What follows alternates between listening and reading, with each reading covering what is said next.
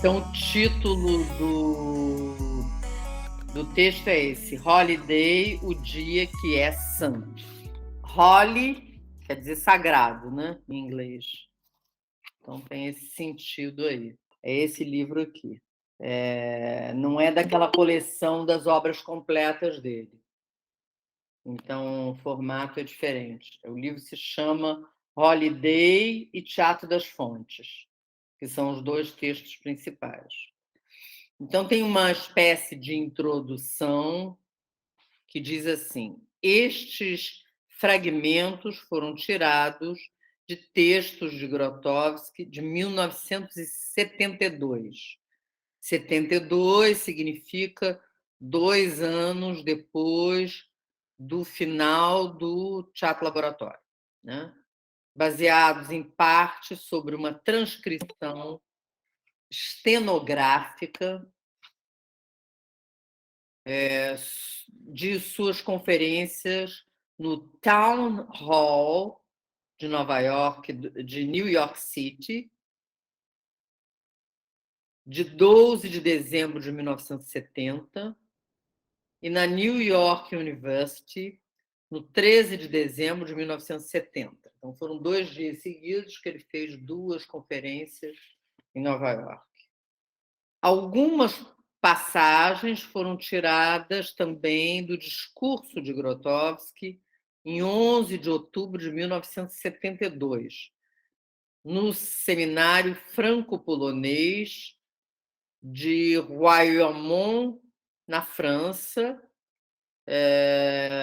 e da conferência de 23 de outubro de 71, em Wrocław. A ordem dos parágrafos foi ditada pela ordem das perguntas colocadas pelo público. Aí vem uma explicação a respeito da palavra, né? Holiday, o título. Holiday, a palavra polonesa święto, no seu significado antigo, usado por Grotowski, não tem um equivalente preciso em inglês ou em italiano. Não tem nenhuma conotação de feriado, de férias ou de dia livre de trabalho, mas sim é diretamente aparentada com a palavra sacrum ou santo. No que diz respeito ao som, se assemelha muito à palavra polonesa światło, que quer dizer luz, mas não tem nenhuma relação etimológica direta. Święto não tem necessariamente ligação com uma religião em particular, apesar de ter conotação fortemente sagrada. Se usa também num sentido secular. De qualquer maneira, a palavra indica alguma coisa de especial, excepcional, extra-cotidiano. Então, tem esses sentidos aí. E holiday, o dia que é santo. Bom, aí começa ele a falar, e tem essa coisa de perguntas, mas como em outros textos que a gente já leu, as perguntas não aparecem. Pelo que ele fala, a gente eventualmente pode deduzir que pergunta foi feita para ter essa resposta, mas não tem aqui a pergunta, tá? Bom, certas palavras estão mortas, mesmo se a gente continua a usá-las. Entre essas palavras estão espetáculo, representação, teatro, público, etc. Bom, já é assim radical, né? Em 1970 ele está dizendo que essas palavras estão mortas. A gente está usando elas até hoje, né? Mas o que está vivo? Aventura e encontro. Não qualquer um, mas que aconteça aquilo que, que a gente queria que acontecesse e depois que aconteça também a outras pessoas entre nós. Por isso, do que é que nós temos necessidade? Antes de tudo, de um lugar e dos nossos. E depois que venham também os nossos que nós não conhecemos. Então, aquilo que importa é que nisso a primeira coisa importante é que eu não posso estar sozinho. Depois, nós não devemos estar sozinhos. Mas o que quer dizer os nossos? São aqueles que respiram o mesmo ar. E se poderia dizer, condividem os nossos sentidos. O que é possível juntos? Holiday. Então, a Holiday é a resposta dessa pergunta, né? O que é possível juntos? Isso ele tendo dito que o que está vivo? Aventura e encontro. Então, o que é possível juntos? Holiday. E claro, isso eu entendo, assim, não sei, não me lembro nunca assim completamente dos textos, mas é claro, essa é uma época que ele está no para-teatro e que ele entra no Teatro das Fontes, logo depois. Mas ele está muito no para-teatro nessa fase aqui, 70, 71, 72. Né? E ele está, nesse período, focado nessa coisa da aventura e do encontro como aventura. Então, ele suprime completamente essas palavras que ele diz que estão mortas, né? Espetáculo, teatro, público. Isso tudo desaparece. E ele propõe essa coisa do encontro. Então, tem aquela estrutura que as pessoas são convidadas a irem lá ao espaço deles, tanto o espaço em Wrocław, que é a cidade, quanto Brzezinka, que é o espaço na floresta, e são convidadas a se encontrarem. Né? É disso que ele está falando. Esse holiday é esse encontro, essa aventura. E também é interessante, Celina, essa parte que ele fala, né? Em primeiro lugar, eu não posso estar sozinho. E, em segundo, nós não devemos estar sozinhos. Sim.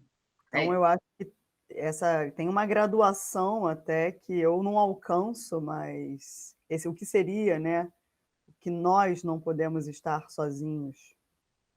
Porque sempre temos que ter outros e outros e outros, né?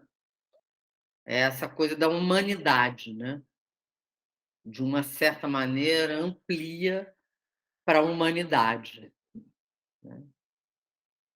Porque se nós não devemos estar sozinhos, então a gente, mesmo sendo nós, temos que encontrar com outros ainda e mais ainda, né? Aí vem a segunda resposta. A primeira pergunta que foi feita aqui é a pergunta de um ator. Ele disse que aquilo que o impede de se desarmar realmente é a razão pela qual se faz teatro. Ele disse também que é a necessidade de sermos aprovados pelos outros, que contribui para o fato de que o ator permaneça armado. Isso quase que a gente devia decorar, né? Porque ele dá, tem um diagnóstico aqui, né? Se é assim, eu acredito que os motivos que o levaram a fazer teatro não são puros. Alguns querem fazer teatro como uma empresa comercial. Outros querem ser aclamados pelo público ou adquirir um certo status ou receber presentes da sociedade. De qualquer maneira, sabemos que nisso tem alguma coisa não apenas de desonesto, mas também de estéril.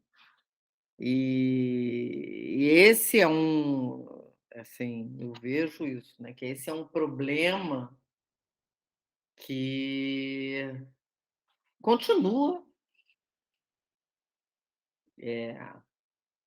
dominando, né? Essa arte do ator. E tem essa coisa porque ele toca nessa questão que é tão delicada da desonestidade, que eu acho que é muito importante em se tratando da arte do ator. Porque seria a arte exemplar da honestidade, da sinceridade, né? Porque essa é a pesquisa do Stanislavski, né? Quer dizer, a pesquisa do Stanislavski, tudo que o Stanislavski fez se movimenta a partir de uma questão que surge para ele: como ser sincero em cena, ou seja, honesto, né? Então, como que é isso? E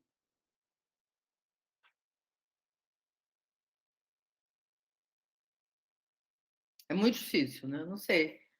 Vocês não querem falar sobre isso, não? Porque isso toca vocês aí diretamente. Eu queria ouvir a frase de novo. Ele diz assim: alguns querem fazer teatro enquanto empresa comercial. Outros querem ser aclamados pelo público ou adquirir um certo status ou receber presentes da sociedade. De qualquer maneira, sabemos que nisso tem alguma coisa não só de desonesto, mas também de estéril. Estéril no sentido da criação, claro, né? Da arte. Não é possível, né? Essa questão aí da fama e do dinheiro atravessarem o desejo do ator, quer dizer, o desejo do ator se deslocar do seu desejo da arte, da criação, para esse âmbito da fama e do dinheiro, é claro que torna o sujeito desonesto e estéril. Não importa se ele tem fama, não tem fama, se as pessoas acham isso, aquilo. Agora, o que é muito interessante é que se a gente coloca essa sinceridade como uma meta, como algo que a gente deve procurar dentro do nosso processo como ator, isso norteia os nossos ensaios e o nosso trabalho, né? Eu acho que isso é uma busca viva de sempre se lembrar disso, de ser sincero, buscar essa sinceridade, né? Com certeza. Isso é um trabalho para a vida toda, né? Porque isso depende da consciência de si, né? De todo o processo de trabalho sobre si mesmo. Eu volto com isso a pensar ali no Drive My Car, porque eu acho que todas essas questões atravessam ali o Cafucu, tanto ele como ator, quanto como diretor, e ele certamente é um alter ego do próprio diretor do filme, do Hagamushi, né? Hagamushi. Estou falando isso porque isso aqui, ele está falando lá no início dos anos 70, e o Drive My Car acabou de ser feito e acabou de ganhar o Oscar. Então, esse assunto é um assunto. É um assunto que importa no mundo, né? Não é uma questão ultrapassada, é uma questão muito contemporânea, né?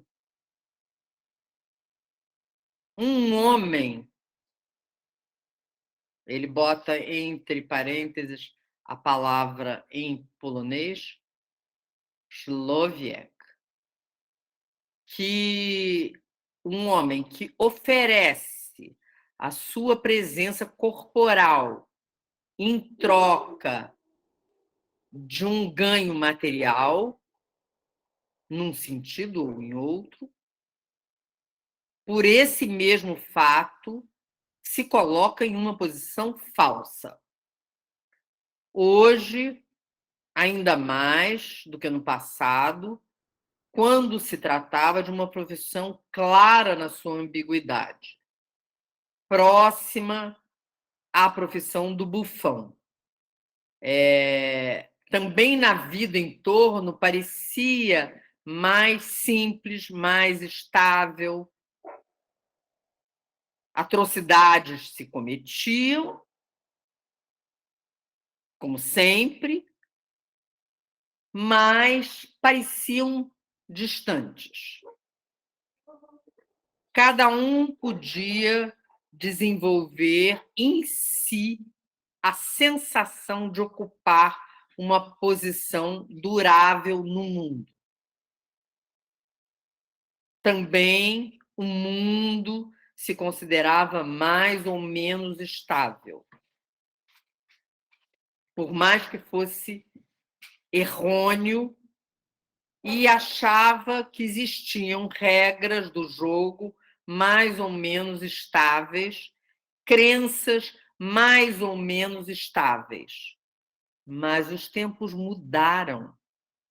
Inclusive, se considerarmos um certo fenômeno singular que aconteceu 2000 anos atrás, na periferia do imenso império que abraçava todo o mundo ocidental, assim como ele era na época. Alguns homens caminhavam por terras desertas em busca da verdade. Buscavam, de acordo com o espírito daqueles tempos, que,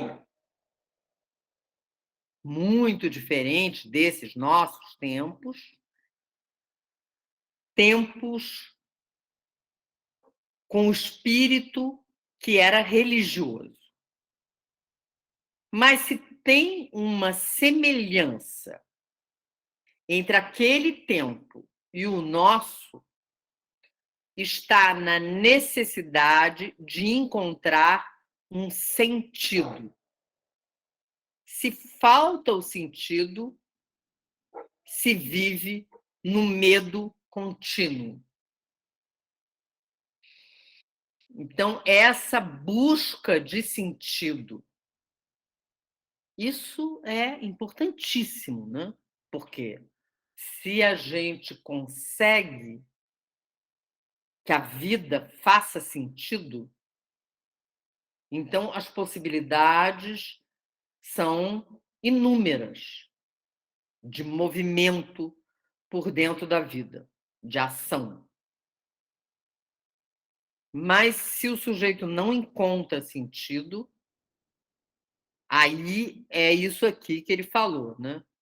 Se falta o sentido, se vive no medo contínuo, que é uma característica do homem contemporâneo, né?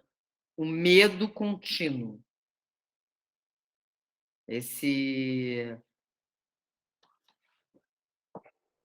Porque eu imagino, assim, penso, né, que essa condição a qual ele está se referindo aqui, ela já era difícil, mas ela se agravou imensamente nesses 50 anos que nos separam desse texto aqui. Não melhorou, piorou. As pessoas pensam que o medo seja causado por eventos externos. E não existe dúvida de que são esses eventos externos que dão o start, né?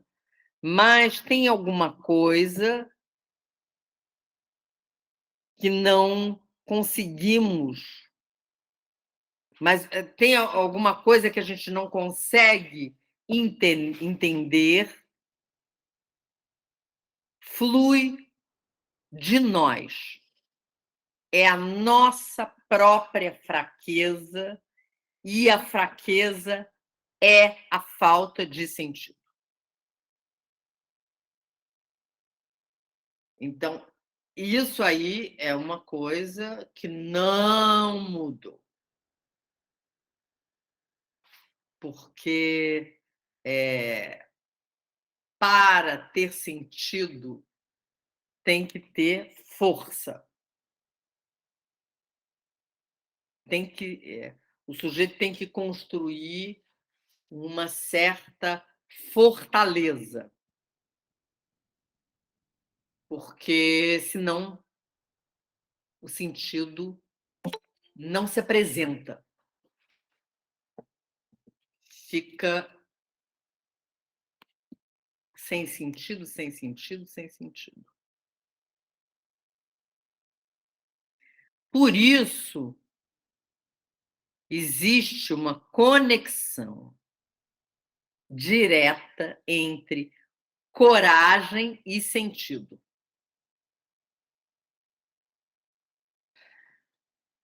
Isso é uma coisa sensacional, né? Porque o sentido ele é gerado pela coragem. A coragem, que é essa disposição para o enfrentamento da própria vida, o encontro com a própria vida, no sentido de enfrentar ela, de viver ela, né? Porque tem um enfrentamento. Né?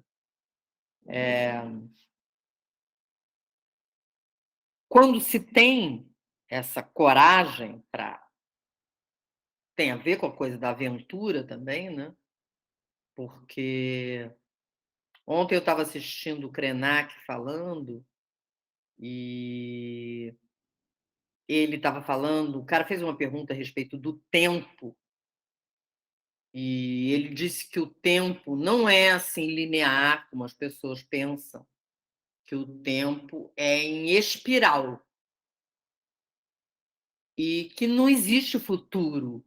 Isso é um delírio do branco ocidental contemporâneo, que fica apegado nessa ideia de futuro.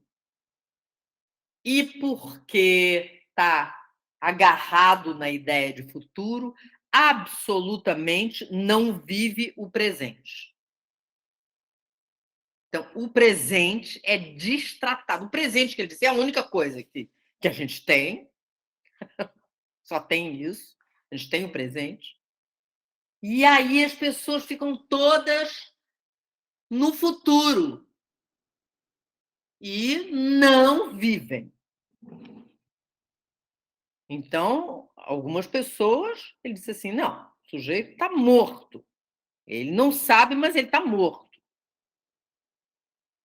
Porque ele está com uma série de ideias de futuro que são as ideias que movem ele no mundo, mas é tudo equivocado. Vale a pena ver essa fala dele, é muito boa. Aonde está, Celina? No YouTube. Um cara entrevistando ele. Como é que chama, hein? Até eu passei para a Nai esse título ali da coisa. Fala que eu vou ver o link e vou mandar em qual grupo? No Instituto? Não tinha que botar aqui. Não, Não, fala aí. Homem. É uma coisa uma fala que ele fez. Bom para todos, uma nova forma de pensar. Bom para todos, uma nova forma de pensar. Você bota isso lá, Krenak, bom para todos, uma nova forma de pensar, e aparece essa conversa dele no início do ano. É uma coisa assim de abertura do ano. Então, de uma certa maneira, eu imagino assim que o futuro vira para as pessoas um álibi. O álibi para a pessoa não fazer o que ela tem que fazer. Por que no futuro? Por que depois? Por que daqui a 3 anos? Por que daqui a 5 anos? Por que quando não sei o que lá? E isso não existe. Simplesmente. É muito bom ouvir ele falar, porque realmente ele tem o pensamento dele se articula de uma outra maneira. Aí ele diz assim: os homens que caminhavam nos entornos de Nazaré, 2000 anos atrás, eram bastante jovens, coisa que foi esquecida. E, tradicionalmente, eles são representados como velhos, desde o início. falavam de coisas estranhas e algumas vezes se comportavam de uma maneira assim incauta, sem cautela, né? Mas tinha no ar uma necessidade de recusar a força, de recusar os valores dominantes e de buscar outros valores sobre os quais pudessem construir uma vida sem mentira. Então, isso seria uma meta, né? Se eu ousei me referir àquele momento na história, é para revelar que, com todas as diferenças, o que está acontecendo no nosso século não está acontecendo pela primeira vez. E que nós não somos os únicos que estão em busca. Nós não somos os primeiros que estão em busca. E se a gente está em busca, existem coisas que não podem ser feitas com a consciência limpa. Por exemplo, subir no palco e fingir. Recitar uma tragédia ou uma comédia para ser aplaudidos. Dia após dia, se esforçar determinadamente para não perder o próprio emprego. Dar uns passos à frente na ribalta, se manter ao lado de alguém que nos lançará. Se a gente sente que isso é fútil, já não está mal. Porque a situação se torna menos falsa. Mas 1000 possibilidades de fuga aparecem. Fuga da vida na realidade.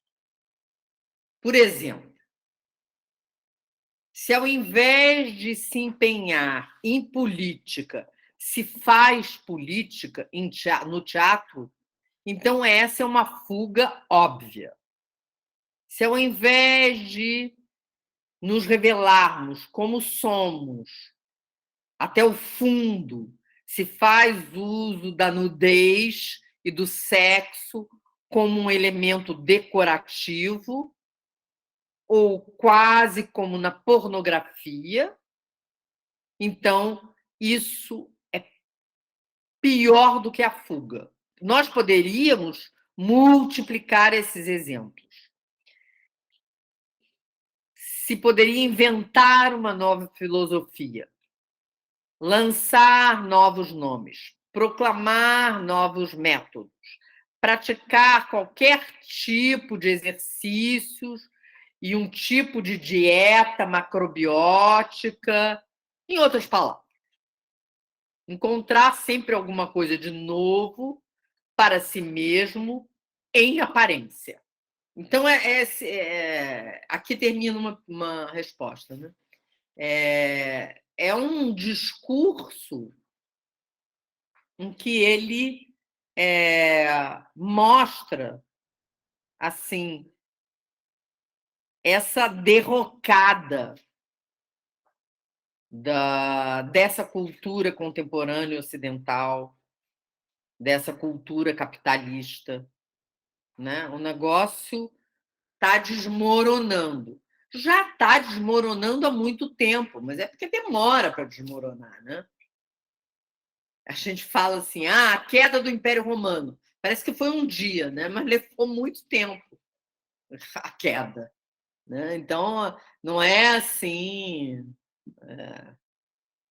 rapidinho, né? Mas é claro que o negócio está desmoronando.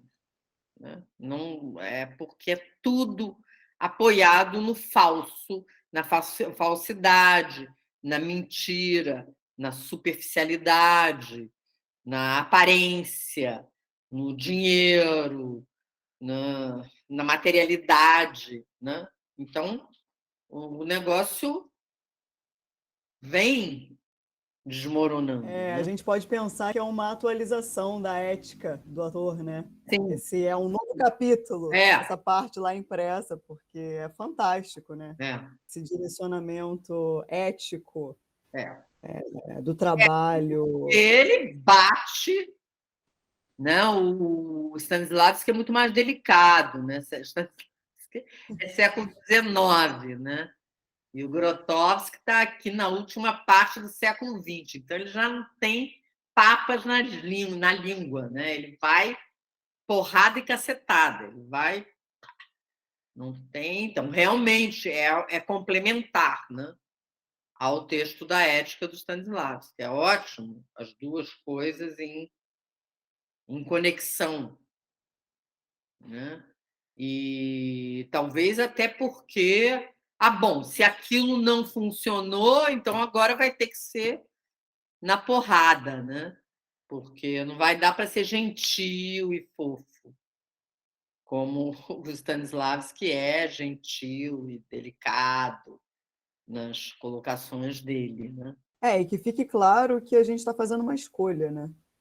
Que a gente está se posicionando, né? Não é Sim, com certeza. É uma escolha e não é assim fácil, mas é aquela coisa que eu já contei algumas vezes, né? Lá no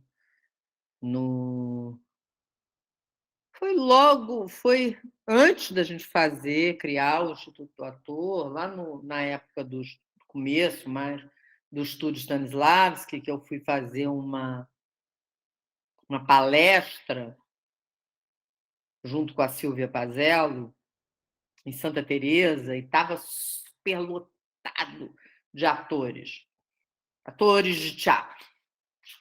E uma atriz, que obviamente depois virou atriz da TV Globo e de sucesso, mas ela fazia teatro experimental nessa época. Ela, depois que a Silvia falou, eu falei, e ela disse que perguntou se podia fazer uma pergunta, claro, e tal. E ela perguntou para mim, assim, né? Não, tudo isso que vocês falaram é maravilhoso. O Grotowski, o Stanislavski, nossa, é emocionante, é incrível, sensacional. Tudo bem, fica todo mundo querendo fazer isso, arte mesmo. Mas e aí? Como é que paga o aluguel? Eu falei, olha, eu compreendo a sua pergunta, mas eu acho que é uma pergunta falsa. Porque você tem que primeiro fazer isso. E aí, então, você vai descobrir como é que vai pagar o aluguel. Porque se você quer saber antes como é que vai pagar o aluguel, isso nunca vai dar certo. Não é possível. Porque isso é uma outra coisa que não pode ser colocada ao lado. Como assim? Eu quero fazer isso, mas como que ganha dinheiro fazendo isso? Gente, como assim?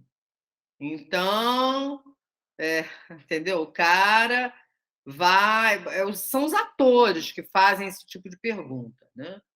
Porque o cara é pintor e ele pinta no seu ateliê e ele não está ali, em princípio, pensando como é que ele vai ganhar dinheiro com aquilo. Ele só está pensando que ele precisa pintar. Se ele não pintar, ele morre. Então, ele pinta. E aí, depois, aparecem as circunstâncias, as articulações da vida para a sobrevivência.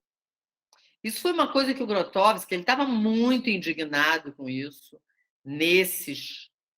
nesse começo dos anos 70, porque quando ele veio ao Rio, em 74, que ele fez a conferência lá no Teatro Nacional de Comédia, no TNC, eu fui lá assistir ele falar, e ele falou dessa questão que estava acontecendo na Polônia, que os atores, então, para terem uma vida mais confortável materialmente, estavam indo trabalhar no rádio e na televisão. Ele dizia, mas isso é um absurdo, porque o sujeito, então, não se conforma de viver modestamente. Mas ele estava um pouco dizendo assim, o artista vive modestamente, salvo raríssimas exceções. É isso. Ele estava muito decepcionado, digamos assim, com essa situação dos atores. Essa questão do material tem a ver com a ideia do futuro que a nossa Sim. cultura contemporânea tem, né? Sim, com certeza. Porque o Krenak, nessa coisa que eu assisti ontem, ele diz assim, falando dessa coisa do tempo, do futuro, ele diz assim, uns anos atrás, eu peguei um táxi e comecei a conversar com o taxista. E o taxista era um cara jovem, de 30 e poucos anos, 35 anos, e ele estava preocupadíssimo, porque ele não estava conseguindo pagar o carnê do INSS para a aposentadoria dele. E ele falou isso para mim e perguntou se eu podia dar um conselho. Ele disse, falou assim, ele falou, poxa, o cara já estava morto, com 30 e poucos anos. Porque eu perguntei para ele, mas para que você quer isso? Ele disse, não, porque quando eu estiver velho, eu disse, mas quem disse que você vai ficar velho? Se você ficar velho, vai ser uma sorte incrível. E aí, bom, você vai estar velho. E aí você vê lá como é que vai ser. Agora, você está agora ocupando a sua vida com isso, como vai ser quando você se aposentar. Você está pensando em aposentadoria aos 30 e poucos anos? Mas como? Aí ele disse, esse cara já estava morto. Ele não sabia, ele estava morto. Então, é um negócio assim... Vejam lá a conversa dele. Eu não sei se eu estou reproduzindo exatamente igual, né? Lógico. Mas é isso que você está falando, né, Raiz? É assim, o sujeito tira a energia do presente e desloca ela para um tempo que não existe. E que o que ele disse, o cara não sabe nem se vai estar vivo no dia seguinte. Como é que ele está pensando aos 30? Como é que vai ser quando ele tiver 80? Como assim? Do que ele está falando? O que é isso? Né? Então, é surpreendente, né? Mas a cultura ela é toda programada para isso, né? Para te empurrar para esse lugar. É uma maneira de acuar as pessoas, né?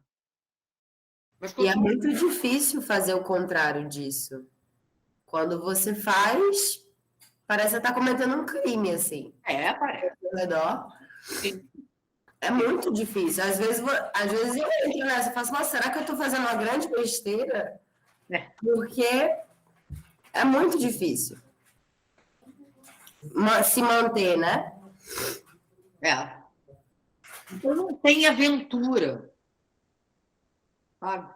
Não tem aventura possível. Não tem. Porque a pessoa não quer arriscar nada. Ela só quer fazer coisas que estejam garantidas, que elas tenham certeza que vão dar certo. Senão, ela não faz. Não quer fazer. Não quer fazer. Isso lembra aquela parte que o Grotowski fala sobre o perigo e a chance, né? Sim. Quando ele fala no Performer. E o Krenak falou sobre isso naquela conferência dos sonhos. Ele falou alguma coisa sobre que nós não vivemos aventuras na vida e a gente busca simulações de aventuras. Sim. E outras coisas que não existem.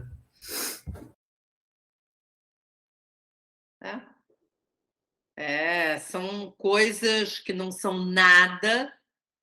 Eu me lembrei daquela coisa lá da Caverna dos Sonhos Esquecidos, do Herzog, o filme, que ninguém pode entrar na caverna, né?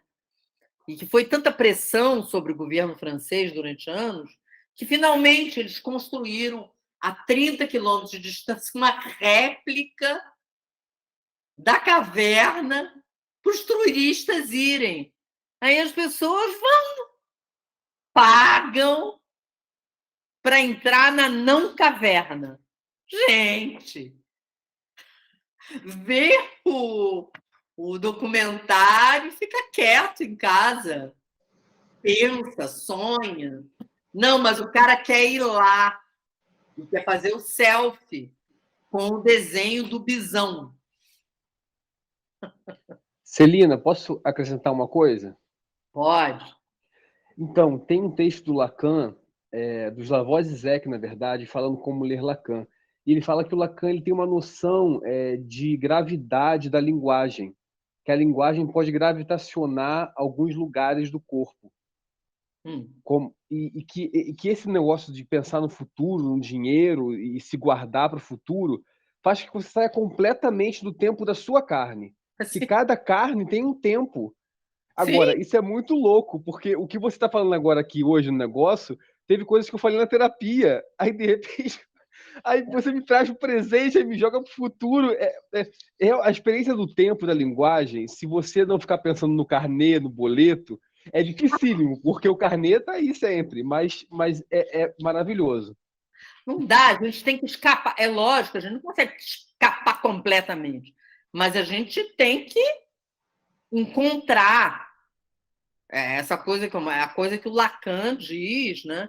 Que você, de tempos em tempos, você precisa fazer um ato na vida. E isso te recoloca no presente, te catapulta no teu próprio presente. Então você vai, bom, aí você, né? Você está aqui, está acontecendo, você está vivo, tem coisas, tem natureza, né? Então, mas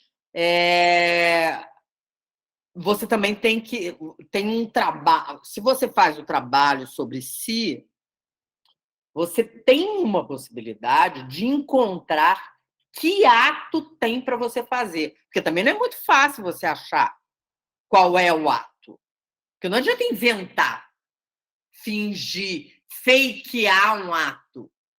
Não, tem que ser um ato mesmo, em que você se arrisca.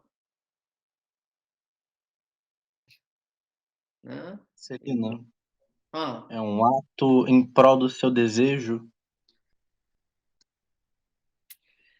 Eu não sei o que exatamente que você está chamando de desejo. Então, eu não sei se é um ato no sentido da vida. Alguma coisa que você faz que não é da ordem do cotidiano e que faz o que o Lacan chama do revirão, que revira a vida. Você faz um ato que seria impensável e você faz. Por isso que eu acho que não é muito em prol do seu desejo, porque aí eu acho que é muito fácil. Entendeu? acho talvez assim, do desejo, sempre será do desejo, mas do desejo num âmbito mais alto. Eu não sei, porque eu não sei no que tipo de coisa você está pensando, entendeu? Mas o ato muda a vida. A vida se desloca, ganha outras perspectivas. Tem uma coisa que acontece. Potencializa o desejo? Talvez sim, talvez materialize o desejo máximo, o desejo num plano. É uma coisa de risco, né? Uma coisa assim, sabe?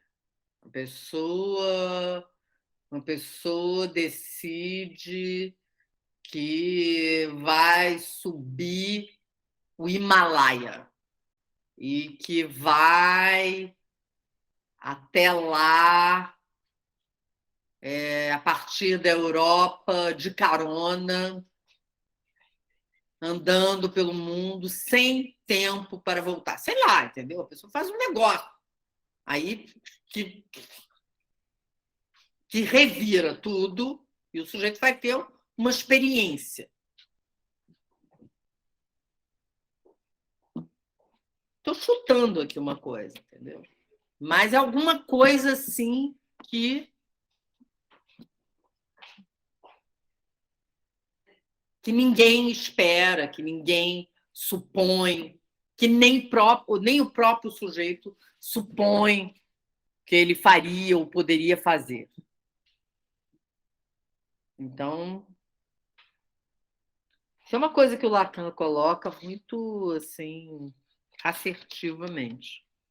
Eu fiquei pensando nessa coisa do desejo, que colocaram aí, de você fazer alguma coisa pelo teu desejo, e eu fiquei pensando, se você faz algo pelo teu desejo, você pode cair no risco da coisa de cair na coisa do ego, né?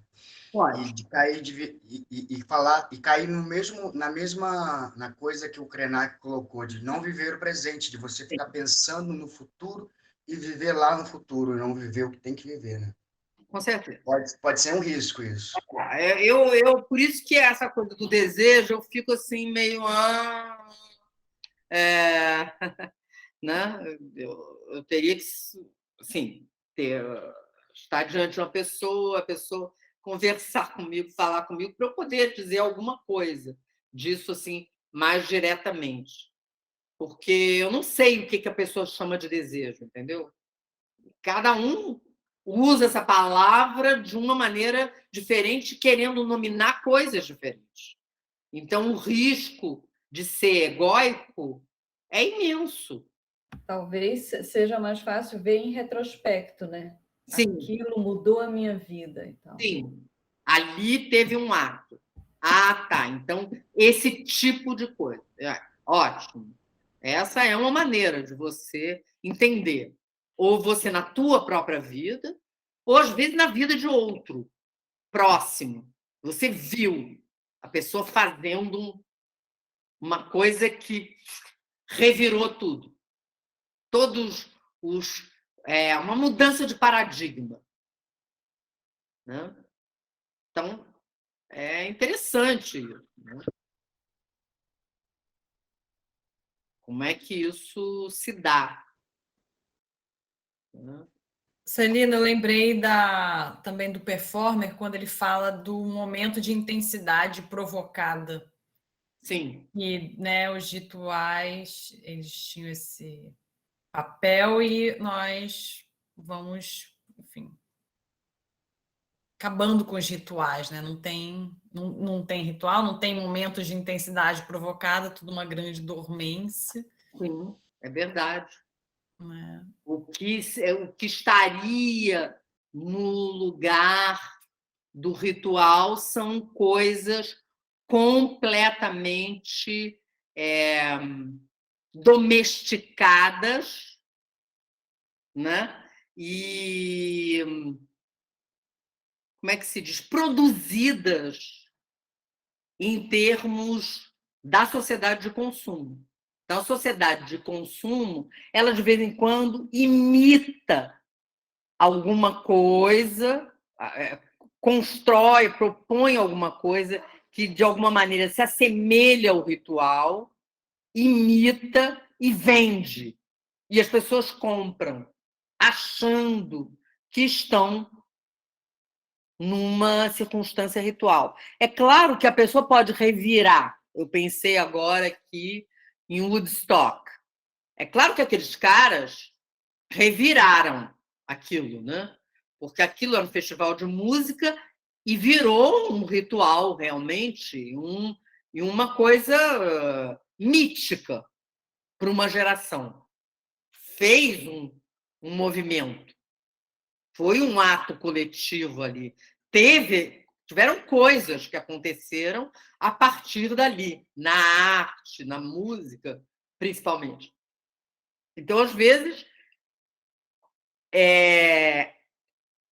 isso eclode de uma maneira tão como se fosse um vulcão que as pessoas acham que está inativo e, de repente, ele explode. Mas isso é raro e talvez cada vez mais raro. Né? Você pensa, bom, o Woodstock foi em 68, né? Então, 69, sei lá.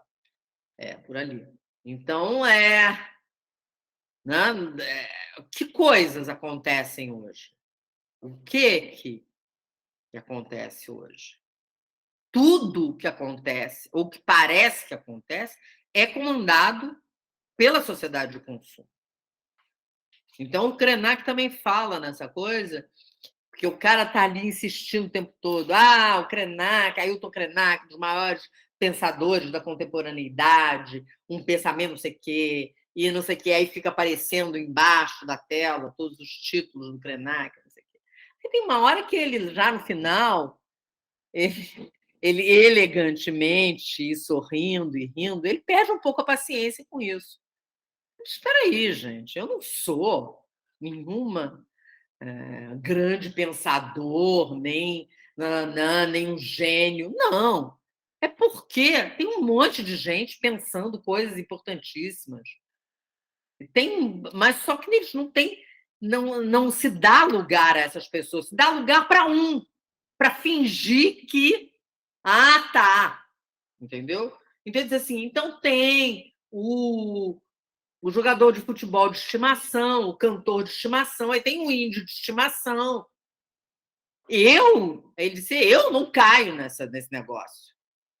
Eu sei que eu não sou isso aí que as pessoas estão dizendo. Eu sou uma pessoa, enfim. Né? Ele diz, diz assim, porque em terra de cego, quem tem um olho é cego. Ele faz uma pausa, né? E não é isso, entendeu? Então, claro, ele não quer ser o índio de estimação e ser um idiota que acredita que ele é o rei da cocada preta. Não, não, gente. Tem várias pessoas. Ele fala das pessoas, dos indígenas que pensam e não sei quem que está no Senado, não sei quem que está não sei o quê. E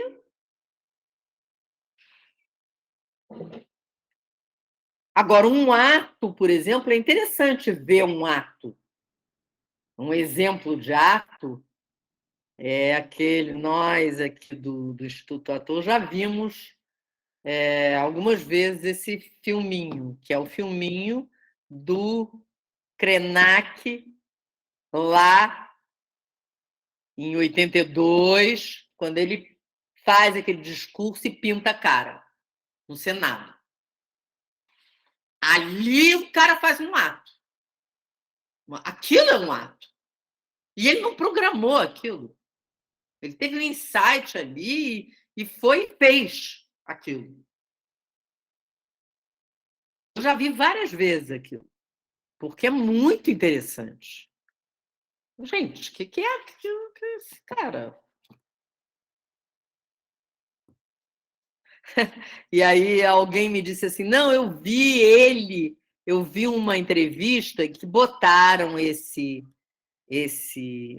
filme dele fazendo isso diante dele, para ele ver. Aí ele falou alguma coisa assim como, nossa, esse menino era corajoso mesmo. Então ali o cara fez um negócio que revira tudo. Então, é assim, né? Aí ele diz assim, no medo que é ligado à falta de sentido, renunciamos a viver e começamos diligentemente a morrer.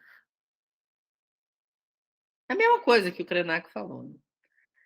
A rotina se coloca no lugar da vida. E os sentidos se habituam ao anulamento. De tanto em tanto tempo, nós nos rebelamos. Mas é apenas pelo amor das aparências. Fazemos uma grande confusão, criamos um escândalo, não muito violento, normalmente de uma maneira que não ameace a nossa posição, alguma coisa suficientemente banal para poder ser aceitado pelos outros com simpatia. Por exemplo, nós nos embebedamos até perder a consciência. E aí nós nos fossilizamos e isso se torna a nossa existência. Nos solidificamos e nos tornamos duros e começamos a odiar aqueles nos quais baila ainda uma pequena fagulha de vida. Isso acontece o tempo todo.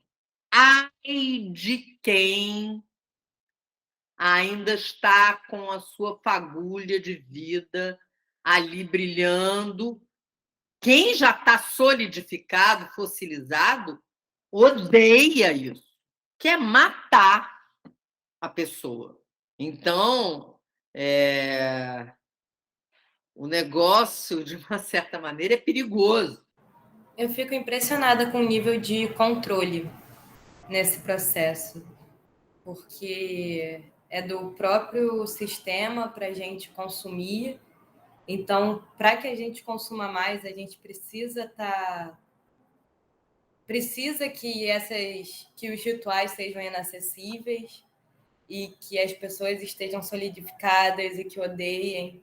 Tipo, tudo isso é impressionante como se articula e se encaixa para explicar como a gente vive e justifica o taxista, né? Sim. Ele parece ser o mais são de todas as possibilidades, ele só quer pagar o INSS. Coitado. Não, com certeza. É um negócio. É aterrador. É aterrador. Tem uma hora que o Krenak diz assim: não, as pessoas falam, nossa, fulano teve que ficar em prisão domiciliar, não sei quanto e não sei quanto tempo. Ah, nossa! Vocês estão todos em prisão domiciliar? Gente, as pessoas moram nesses caixotes, saem, vão para o outro caixote onde trabalha, volta para o caixote, é um caixote em cima do outro, e as pessoas acham uma coisa horrível prisão domiciliar. Como assim? Estamos todos nos colocando em prisão domiciliar e somos nós mesmos que articulamos a nossa prisão domiciliar? Do que as pessoas estão falando? Não, ele é muito radical nessa fala aí. Eu gostei muito. Porque ele não está, ele está assim, ele está meio doente, ele tinha tido influenza, ele está meio se sentindo mal, aí ele não. Né?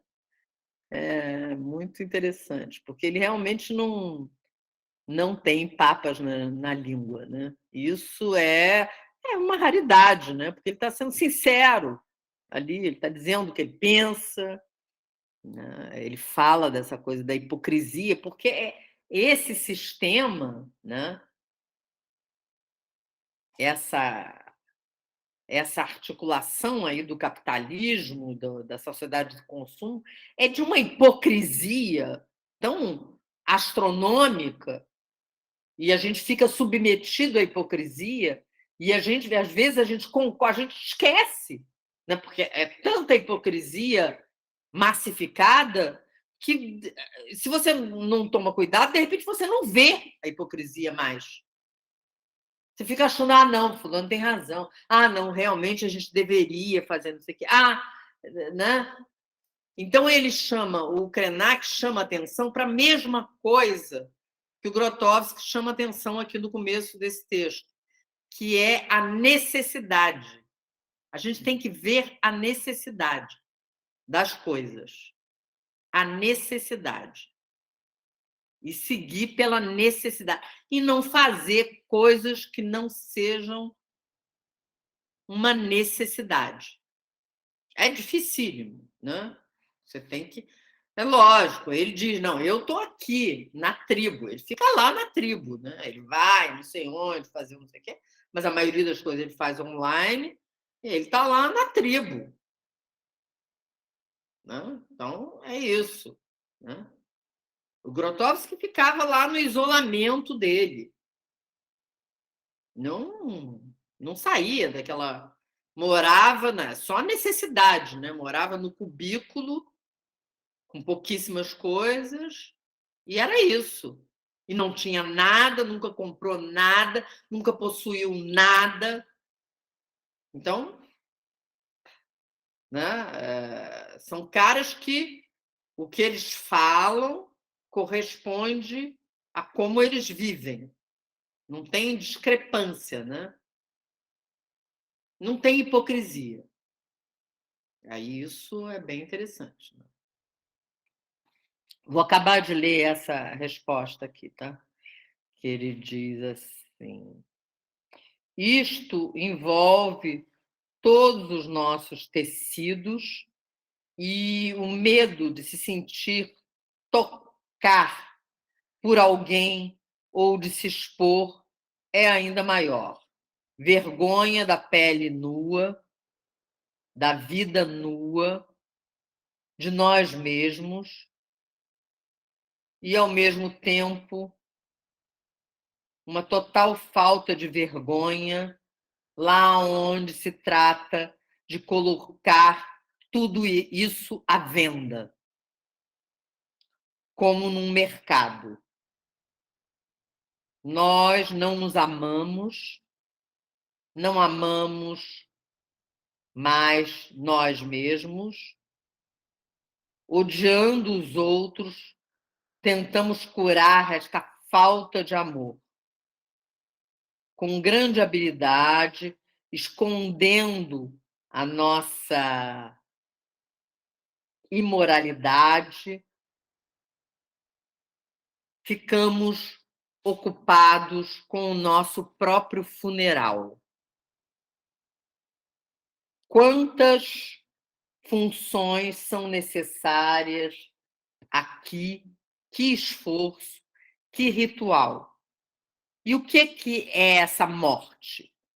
Vestir, cobrir, possuir, fugir, canonizar o próprio fardo. E o que resta? O que está vivo? A floresta. Nós temos um ditado na Polônia. Nós não estávamos aqui e a floresta estava. Nós não estaremos mais aqui e a floresta estará. Então, como ser, como viver como dar a luz, como faz a floresta.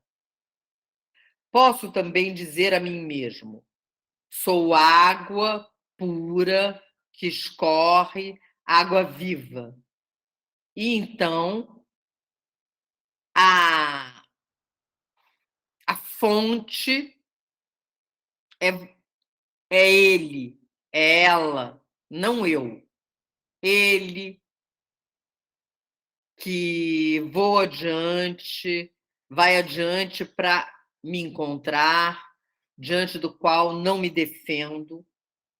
Só se ele é a fonte, posso eu ser a água viva. E agora, poucas palavras a propósito para dizer do morrer final.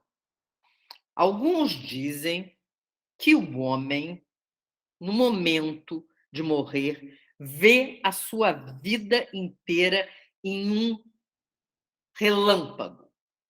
Tudo aquilo que foi essencial, um tipo de filme. Não sei se é verdade, mas suponhamos que seja. O que você acha que vamos ver naquele momento? O que é importante? O que vai voltar? O momento que você comprou um carro?